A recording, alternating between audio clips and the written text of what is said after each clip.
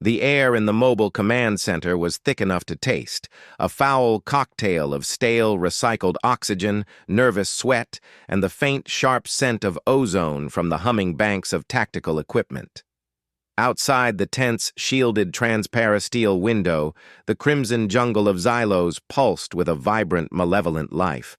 Towering blood-red flora coiled towards a sky the color of a bruise, and the humid air was alive with the chitinous clicks and wet calls of unseen creatures. It was a world that actively resisted intrusion, and at this moment, its primary instrument of enforcement was a pack of apex predators known as the Vexel. On the central holographic display, footage replayed for the 10th time, a silent, damning testament to their failure. A heavy-armored reconnaissance drone, a marvel of engineering capable of withstanding anti-vehicle munitions, had been the first to try. The video showed it gliding low over the dense crimson canopy. For a moment, all was calm. Then, the jungle floor exploded. 6 sleek, shadow-gray forms erupted from the undergrowth. They were not just fast, they moved with a liquid, coordinated grace that defied their size. 6-legged, with powerful hindquarters for explosive speed and smaller, dexterous forelimbs tipped with obsidian claws, they swarmed the drone. The machine's automated defenses spat plasma bolts, but the Vexel were a blur, weaving and flanking. One leaped, its claws sinking into the drone's chassis, and peeled back the armor plating as if it were foil. The others followed, and the multi-million credit machine was reduced to a heap of sparking, shredded metal in less than 12 seconds. The recording ended. "Run it again," a deep voice rumbled, cutting through the tense silence. Commander Torlag stood before the display, his massive frame casting a long shadow across the tent. As a Cathar, he was built for war, broad shoulders, a thick, ridged brow, and skin like tanned leather. His people were warriors, accustomed to solving problems with overwhelming force or disciplined strategy. This was different. This was a problem of biology, an infuriatingly organic obstacle that his tactical mind couldn't breach. He watched the footage again, his jaw tightening as the drone was dismembered with predatory efficiency. "It's no use, Commander," another voice said, weary and strained. Sergeant Ava Rostova sat on a supply crate, her face pale beneath a sheen of grime and sweat. She had been the second attempt. Her state-of-the-art Spectre-class stealth suit was supposed to make her a ghost, bending light and sound around her, masking her heat signature until she was nothing more than a ripple in the air. "My suit was perfect. Diagnostics were green across the board. They never saw me. They never heard me." "Then how?" Torlag growled, turning his fiery gaze from the screen to her. "Explain it again." Eva took a shaky breath, her eyes unfocused as she recalled the terror.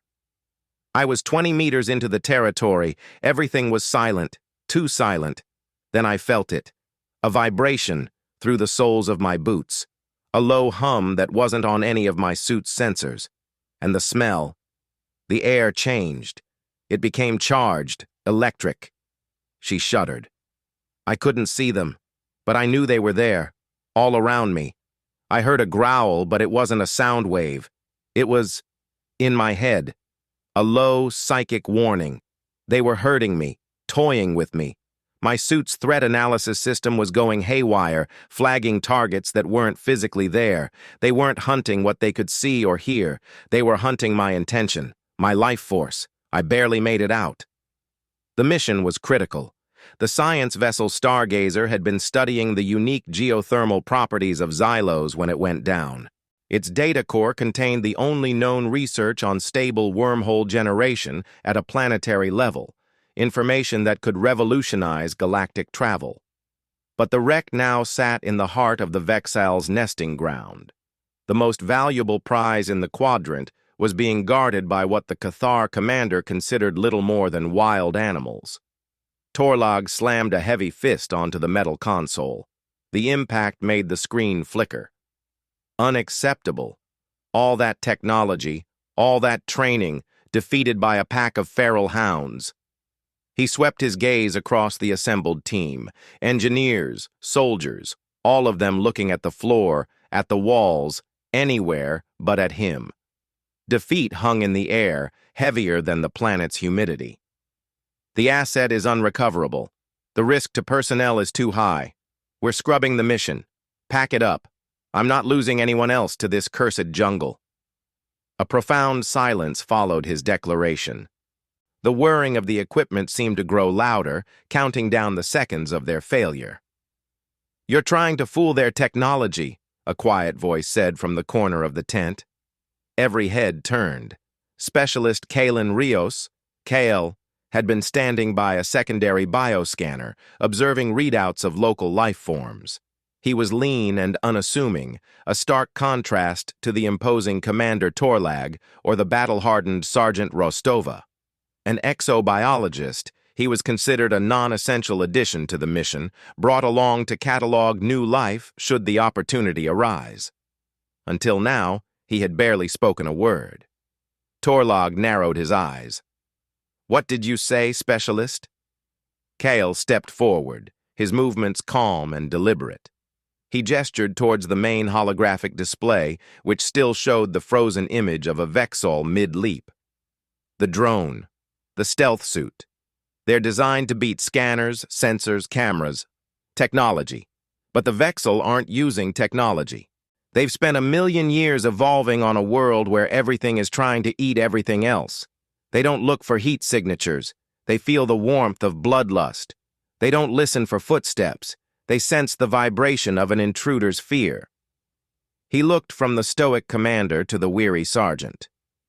"You're trying to be invisible to a machine, but you need to be invisible to an animal. You're trying to beat them. You need to join them." A low, humorless chuckle escaped Torlag. "And how do you propose we join them, biologist? Shall we howl at the moon and sharpen our teeth?" "No," Kale replied, his expression serious. "You approach them on their terms. Everything that has entered their territory so far has been an invader. You walk on 2 legs, you make noise, you carry the scent of metal and ozone, you register as threat or prey.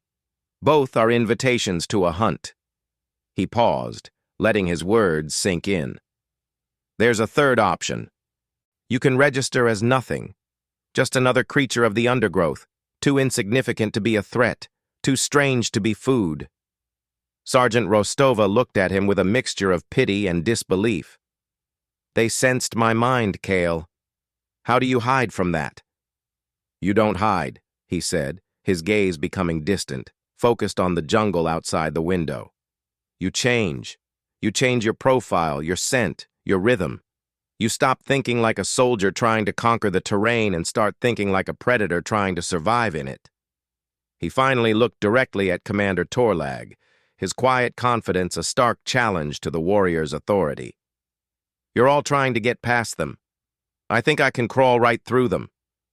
A tense silence solidified in the command tent, thicker than the planet's oppressive atmosphere. Commander Torlag's massive form seemed to swell with indignation, his gaze fixed on Kale as if the biologist had personally insulted his entire military career. Sergeant Rostova watched them both, her expression a mixture of profound worry and a desperate flicker of curiosity. Kyle stood his ground, weathering the Cathar's glare with an unnerving placidity. He had thrown down a gauntlet, not of strength, but of philosophy, and the air crackled with the unspoken challenge. "Absolutely not," Torlag finally boomed, his voice a low thunder that seemed to shake the tent's frame. "I will not sanction a suicide mission. You are a scientist, specialist, not an operative. You would be walking into a slaughterhouse unarmored and unprepared." He jabbed a thick finger toward the darkened holographic screen. "Did you not see what they did to reinforced alloy? They will tear you apart before you take 5 steps." "That's because the drone registered as a challenge, Commander," Kale countered, his voice remaining level, a stark contrast to Torlag's fury. "It was loud, metallic, and alien. It invaded their space. My armor would do the same thing. The sound of my own footsteps, the whine of my suit's microservos, the scent of its power source, it's all a declaration of war to them. My only chance is to make no declaration at all. And your chance involves crawling in the mud? Unacceptable, Torlag scoffed. You have no weapon, no sensors, no tactical support. My weapon is their indifference, Kale insisted, taking a step closer to the command table. He was now the focus of every person in the room. My sensors are my eyes and ears, used the way my ancestors used them for millennia. And my tactical support is a deep understanding of how a predator thinks. You see a wall of claws and teeth, Commander. I see a complex social hierarchy with rules of engagement. They don't kill indiscriminately. They neutralize threats and hunt prey. I plan to be neither. Eva Rostova finally spoke, her voice quiet but firm. He's not entirely wrong, Commander. My stealth suit made me invisible, but they still knew I was there. They sensed me. It felt personal, as if my very presence was an offense. All of our technology has failed, spectacularly. She looked at Kale, her gaze analytical. His theory is insane, but it's the only theory we haven't tried. Torlag stared at her, then back at Kale, a war raging behind his stern eyes. His military doctrine screamed against this. It was illogical, unpredictable, and placed a man's life entirely in the hands of animal instinct. But Ava was right. Every piece of advanced, logical, and predictable technology had been swatted aside with contemptuous ease. The data core was lost. Unless... He let out a long, slow breath, the sound like gravel rattling in a can. On your head be it, Specialist. The moment your life signs flatline, I'm pulling us out. I won't send another soul after you. A silent understanding passed between them. Kyle simply nodded. That's fair. Without another word, he turned and walked to his personal locker. The transformation began. First came the sound of standard-issue gear clattering onto the metal floor. The bulky combat vest, the helmet with its comms unit, the heavy magnetic lock boots. He stripped down to his simple dark gray fatigues and a thin undershirt. He stood for a moment, a lean, unremarkable man in a room full of warriors and engineers. He looked vulnerable, utterly out of place. Then his real work started. He knelt, taking a small soil sampler from his science kit and exiting the tent for a moment. He returned with a container of the planet's dark, reddish earth.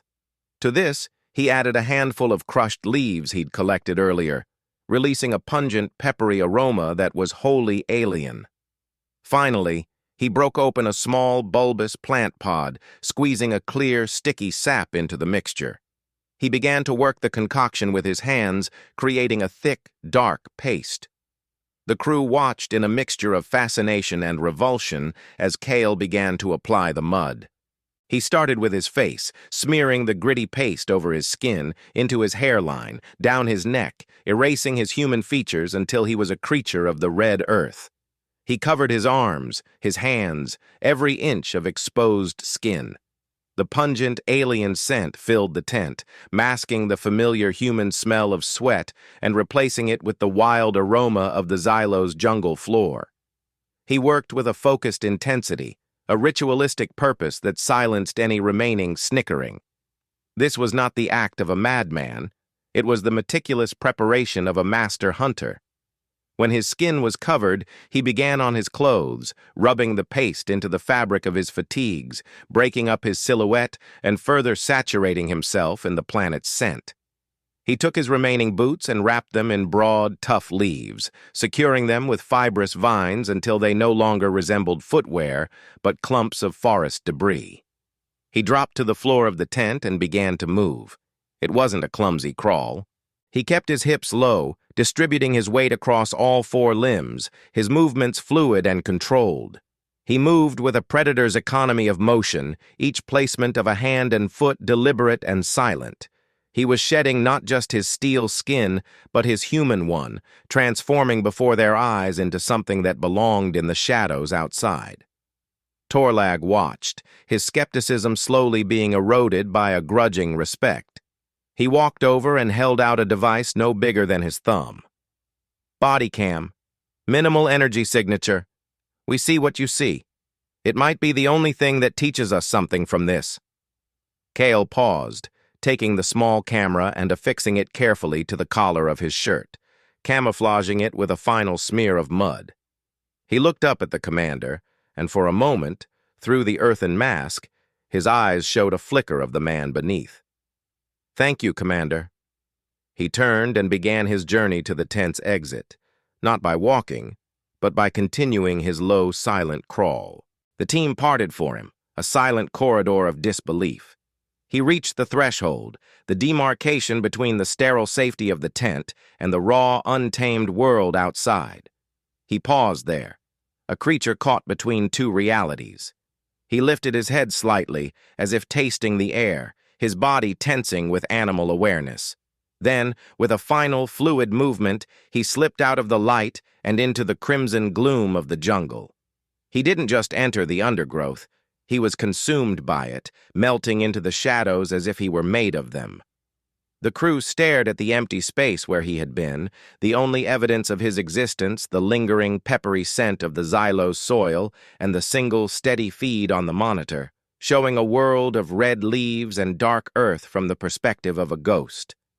The moment Kale slipped beneath the canopy, the universe contracted to the space of his own breath.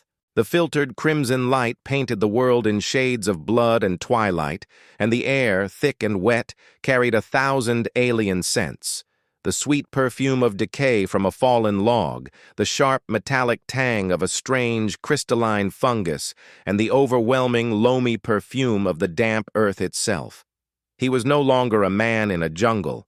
He was a component of it, a single cell in a vast breathing organism. Every sense was screaming.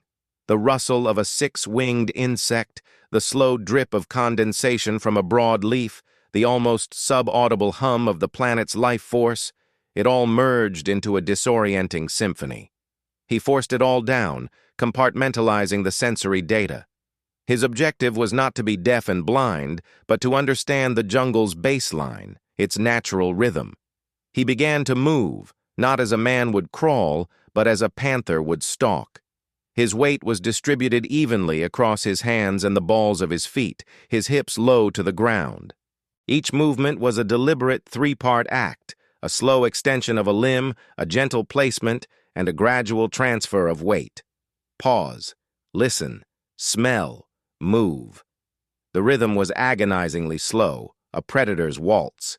He could feel the soft, spongy moss and the cool, slick mud under his palms. His fatigues, saturated with the earthen paste he had made, felt like a second skin of soil and shadow. His mind was a fortress of calm. He suppressed the human instinct to rush, the primal fear of the unknown that screamed to be let out. He knew the Vexel would sense that fear. Panic had a scent, a vibration, a psychic static that would ring out like a klaxon in this finely tuned environment. Instead, he filled his thoughts with a single repeating mantra. I am a stone. I am a shadow. I am the ground you walk on. He was not hiding from the jungle. He was convincing the jungle that he was the jungle. He felt the low psychic thrum that Ava had described, but to him, it was not a threat. It was the background radiation of the pack's collective consciousness, the web of awareness that connected them. His goal was to create no ripples in that web. An hour bled into 2. The only measure of time was the shifting patterns of crimson light filtering through the canopy. He had covered perhaps half a mile. To the watchers in the command tent, his progress on the map would be a crawl of infuriating slowness. To Kale, it was a race won with patience. He navigated by instinct, keeping the faint, unnatural glint of the distant wreckage as his lodestar, visible only in brief glimpses through the dense foliage. Then, the jungle's rhythm changed. A family of small, chittering creatures in the branches above him went suddenly silent. The air grew still. The constant low hum in his mind sharpened, a single note rising in pitch. A sentinel was near. Kyle didn't hesitate. He flowed into the hollow beneath the gnarled roots of a colossal crimson tree, pulling broad, waxy leaves over his back. He became a lump of earth and vegetation, indistinguishable from the forest floor. He controlled his breathing, slowing his heart until he could feel its dull, steady beat against his ribs. He waited. Silence. Then, a soundless pressure. A magnificent, terrifying creature stepped into the small clearing before him. It was a Vexel.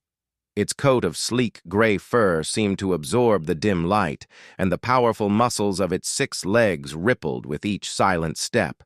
It moved with an arrogant grace, the undisputed master of its domain. Its head, an elegant wedge of bone and sinew, tilted, and its flared nostrils twitched, tasting the air. Its large, intelligent eyes, black and multifaceted like a fly's, scanned the area. Kale did not dare to breathe. This was the test. Every instinct screamed at him to shrink, to burrow deeper, but he knew that any movement, any tensing of muscle, would betray him. He simply was. A rock. A log. A thing of no consequence. The Vexel's gaze swept across his hiding spot.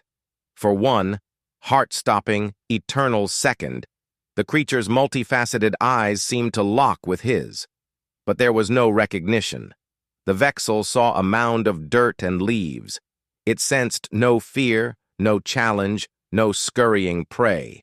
Kale had made himself so utterly a part of the background noise of the world that he didn't register. The Vexel let out a soft chuff, a sound of contentment, and continued on its patrol, its powerful form melting back into the crimson shadows as silently as it had appeared. Kale remained motionless for a full 5 minutes, letting the adrenaline drain from his system like a slow poison. It worked. The sheer, unadulterated relief was so potent, it was almost painful. He had faced the beast and won not by fighting, but by yielding. He resumed his crawl, his movements now imbued with a new confidence. He was no longer testing a theory. He was practicing a proven art. The rest of the journey was a masterclass in stealth and nerve. He passed beneath another Vexel, this one sleeping on a low-hanging branch so close he could smell its musky animal scent. He timed his passage across a small, gurgling stream with the natural sounds of the water, his hands and feet sinking into the cool silt. He saw the evidence of the pack's dominance everywhere, the deep, parallel gouges of their claws in the bark of trees as thick as his body, and the clean-picked skeleton of some large, unfortunate herbivore lying in a patch of carnivorous fungi. Each sign was a grim reminder of the stakes. Finally, after what felt like a lifetime, he saw a change in the light ahead. It was a less natural glare, a cold silver sheen that cut through the organic reds and browns. He crawled forward, pushing aside a final curtain of thick, leathery leaves. He had arrived.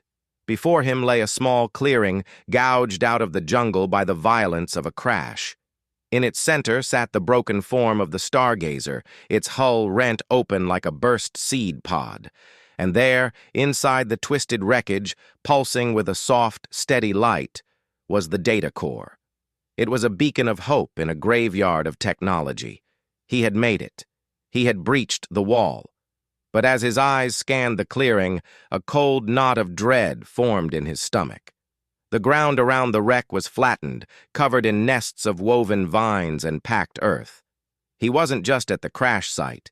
He was at the very heart of the den. The clearing was not a battlefield. It was a bedroom.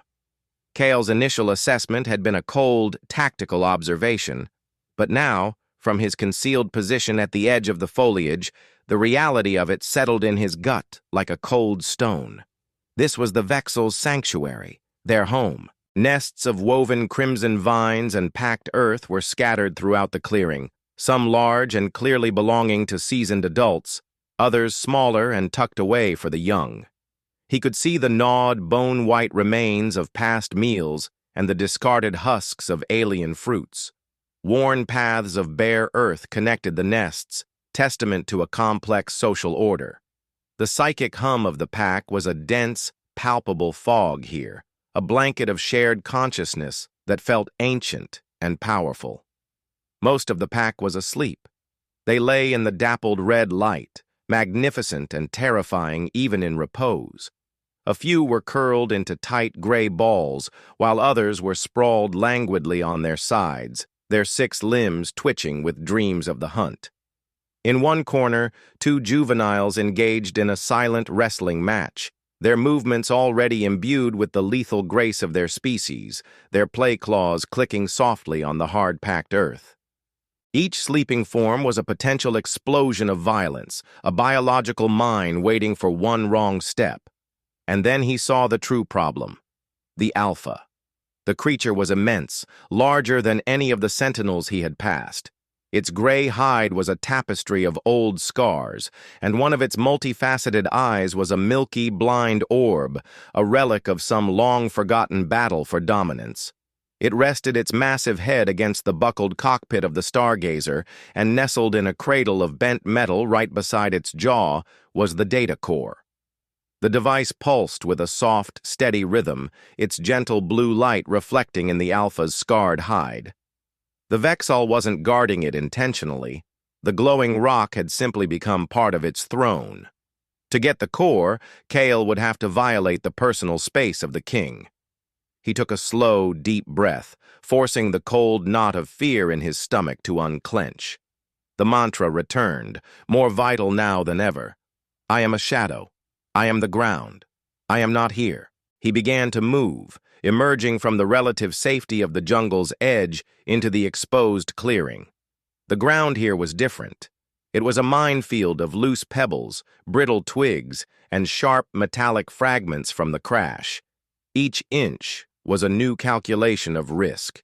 His crawl became even slower, a painstaking creep that was more stillness than motion. He slid his hands forward, feeling the texture of the ground, testing for anything that might shift or snap under his weight. He found a loose shard of metal and spent a full minute meticulously moving it aside before placing his hand in the space it had occupied.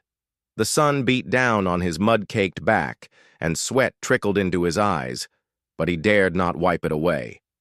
A juvenile Vexel let out a soft whine in its sleep, and Kale froze, his muscles screaming in protest, every nerve fiber alight. He remained utterly motionless for what felt like an hour until the young creature settled, its breathing returning to a deep, even rhythm. The psychic pressure was immense, a physical weight on his mind. It was a constant, low-frequency interrogation, questioning his presence. He had to pour all his mental energy into projecting an aura of absolute nothingness, of belonging. He imagined himself as a root of one of the crimson trees, slowly growing across the clearing, an entity so slow and natural that it was beneath notice. He was no longer just mimicking a predator. He was attempting to achieve a state of pure, unthreatening existence. Inch by agonizing inch, he closed the distance. He was now in the heart of the den, surrounded by the sleeping forms of 24 apex predators. The air was thick with their musky animal scent, a wild perfume that spoke of power and blood. He was close enough to the Alpha now to see the slow, steady rise and fall of its powerful ribcage. He could hear its breathing, a deep, resonant sound like a subterranean forge, a puff of warm, damp air with each exhalation. He could see the fine, dark hairs on its snout, and the way its remaining claws, each as long as his finger, twitched ever so slightly in their slumber. He reached the cockpit. The Alpha was so close he could have touched it. The data core was right there, its calm, blue pulse a stark contrast to the violent potential of the creature beside it. His heart hammered against his ribs, a frantic drum he was sure the Alpha must hear. He extended his hand, his fingers trembling despite his iron will. The mud on his skin flaked away as his muscles tensed.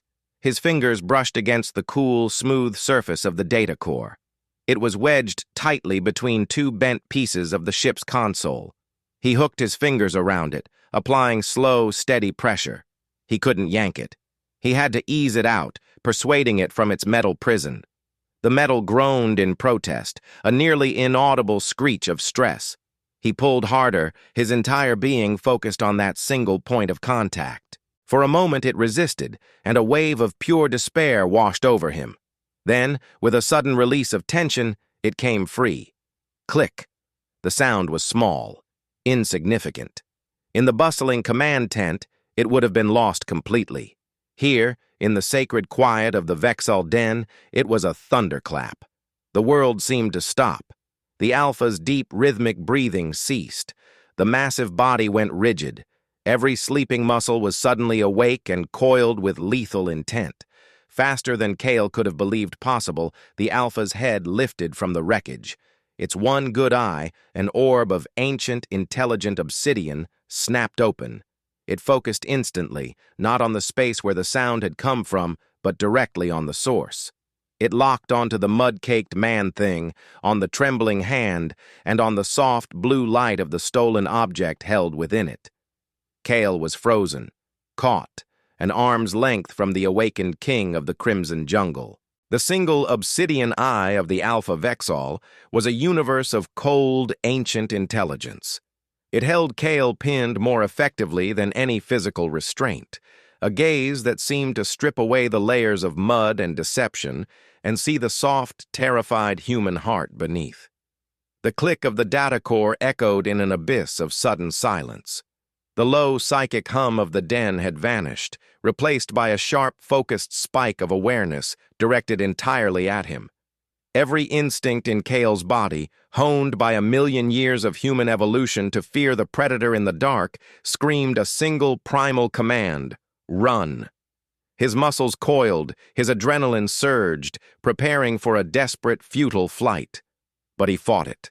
He wrestled the panic back down into a cage of iron will, locking it away. To run was to be prey. To be prey was to be dead. The mantra that had carried him this far, "I am a stone, I am a shadow," was now useless. He was no longer unseen. He had been caught in the act of theft, a thief in the king's own bedchamber. A new strategy was needed, one drawn from a deeper well of knowledge, a more fundamental understanding of the laws that governed dominant creatures across the galaxy. He was not a stone anymore. He was a lesser predator, caught trespassing. A low growl started deep in the Alpha's chest, a sound like shifting tectonic plates. It was not a sound of rage, but of utter, absolute authority. The Vexel was making a pronouncement, and the verdict was surely death. Kale knew he had only seconds before that cold curiosity curdled into lethal action. Slowly, deliberately, fighting every instinct that screamed at him to clutch his prize and flee, Kale began to move. He lowered his hand, the one holding the glowing data core. He did not drop it or throw it, but placed it gently on the packed earth between himself and the Alpha. It was an offering, a concession, an acknowledgement. This is yours. I make no claim. Then he performed the most difficult act of his life. He broke the Alpha's piercing gaze, turning his own eyes downward to the ground. He bowed his head, exposing the back of his neck in a gesture of profound submission that was as old as life itself. I am not a challenger. I am not a threat. I recognize your dominance. This is your space, and I am merely a guest. The growl in the Alpha's chest faltered, sputtering into a low, confused hum. This was a response it had never encountered. Prey ran. Challengers postured and fought. This mud creature did neither. It had the audacity to steal, yet the deference to yield. It was a contradiction, a puzzle that its ancient mind worked to solve. The Alpha's head tilted, its one good eye blinking slowly as it processed the bizarre scene. It looked from the offered data core to the bowed head of the creature before it, its nostrils flaring as it tasted the air, finding no scent of aggression, only a tightly controlled fear mixed with something else. Respect. Around the clearing, other heads were lifting. The pack was waking, alerted by their leader's sudden tension. Dozens of dark, intelligent eyes fixed on the strange drama unfolding at the center of their home. But they took their cue from their Alpha. As long as he remained still, they remained watchful, a silent jury of killers. The Alpha made its decision. It let out a sharp, percussive snort, Not a roar of fury, but a curt, definitive dismissal. A command. Leave. Kyle understood. Keeping his head lowered, he began his retreat. He reached out with one excruciatingly slow movement, his fingers closing around the data core on the ground.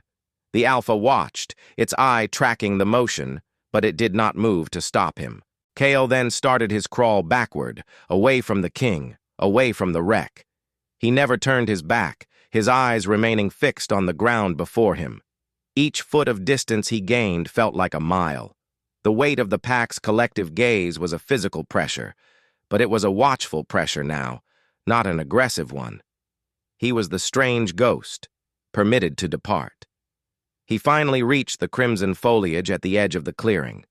He slipped back into the shadows, the oppressive psychic presence of the pack lessening with every foot he moved. He did not stop, did not rest, until he was deep within the jungle again, the sounds of the den fading behind him. Only then did he allow himself to collapse, his body trembling uncontrollably as the suppressed terror washed over him in a violent, sickening wave. He lay there for a long time, clutching the cool, smooth data core to his chest, his breath coming in ragged sobs. When he finally emerged from the tree line near the command tent, the sun was beginning to set, casting long, dramatic shadows. He was no longer a creature of the earth, but a man again, caked in drying mud, streaked with sweat, and utterly exhausted. He rose to his full height and walked the final 100 feet, the data core held firmly in his hand. Inside the tent, there was a stunned, reverent silence. Commander Torlag, Sergeant Rostova, and the half-dozen technicians had watched the entire event on the body cam feed. They had seen the crawl, the sleeping pack, the agonizing tension. They had witnessed the standoff with the Alpha. They had watched a man use not a weapon, not a gadget, but a simple, profound gesture of respect to pacify a monster that their combined technology could not defeat. Kale entered the tent and walked directly to the commander. He held out the data core.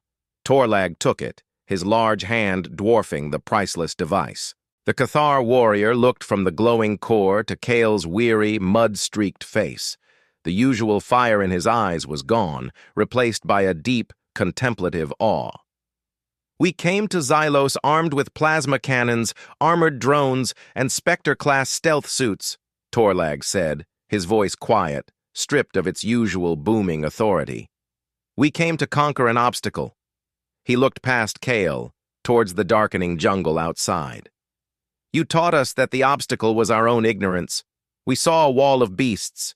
You saw a nation with its own laws." He placed a heavy hand on Kale's shoulder, a gesture of profound respect. "The greatest strength is not in the weapons we wield, but in the understanding we seek. You did not conquer the jungle, specialist. You earned its respect." The mission was a success, but the victory felt different. As the crew began the careful process of packing up their now primitive-seeming equipment, they looked at the Crimson Jungle not as a hostile territory to be overcome, but as a place of ancient power they had been privileged to witness. And they looked at the quiet biologist, Kalin Rios, with new eyes. He was the man who had walked into the heart of the den and spoken to the king in a language older than words, proving that sometimes the most effective tool in the galaxy was a deep and abiding knowledge of what it meant to be a living creature.